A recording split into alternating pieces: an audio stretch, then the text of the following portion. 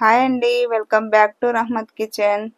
ఈరోజు నేను సగ్గు బియ్యంతో ఇడ్లీలు ట్రై చేశానండి.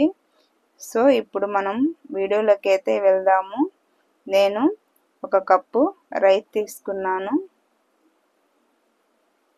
వీటిలో వాటర్ వేసి శుభ్రంగా కడిగి నానబెట్టుకోవాలి. అలాగే నేను ఒక హాఫ్ కప్ వరకు సగ్గు బియ్యం కూడా తీసుకున్నాను. ఇవి డిఫరెంట్గా ఉంటుందని చెప్పేసి నేను ట్రై చేశాను. వీటిలో కూడా మనం వాటర్ వేసి శుభ్రంగా కడిగి నానబెట్టుకోవాలి.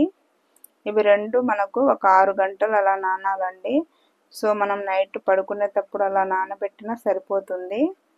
సో మనం ఇది కూడా శుభ్రంగా కడిగి నానబెట్టుకొని ఇప్పుడు నేను మార్నింగ్ అన్నమాట ఈ సగ్గు బియ్యం అనేది మిక్సీ జార్లో వేసి మిక్సీ పట్టుకుంటున్నాను.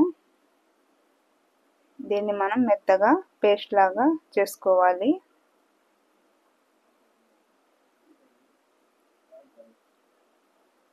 ఇప్పుడు మనము నానిన బియ్యాన్ని కూడా మిక్సీ జార్లో వేసి మిక్సీ పట్టుకోవాలి. మనం పల్చగా చేసుకోకూడదండి, కొంచెం థిక్గానే మిక్సీ అనేది పట్టుకోవాలి. దీన్ని మనం ఒకసారి మంచిగా కలిపేసుకోవాలి ఈ బ్యాటర్ని. సో మనం ఇందులోనే కొద్దిగా ఉప్పు, కొద్దిగా వంట సోడా కూడా కలిపి ఒకసారి మంచిగా కలిపేసుకొని దీన్ని మనము ఒక 15 నుంచి 20 నిమిషాల వరకు పక్కన పెట్టుకోవాలండి.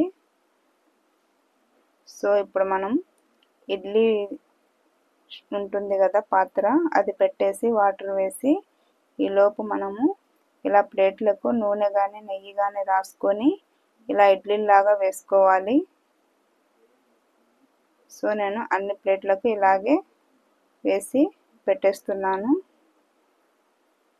ఇవైతే చాలా ఫాస్ట్గా ఉడికాయండి. మామూలు ఇడ్లీ అంతసేపు కూడా నాకు పట్టలేదు. సో చాలా తొందరగా అయిపోయాయి.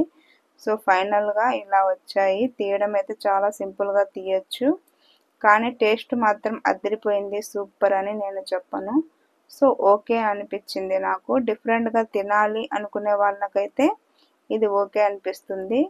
సో ఓకేనండి, నా వీడియోస్ కనుక మీకు నచ్చితే నా ఛానల్ని గట్టిగా లైక్ చేయండి, సబ్స్క్రైబ్ చేయండి.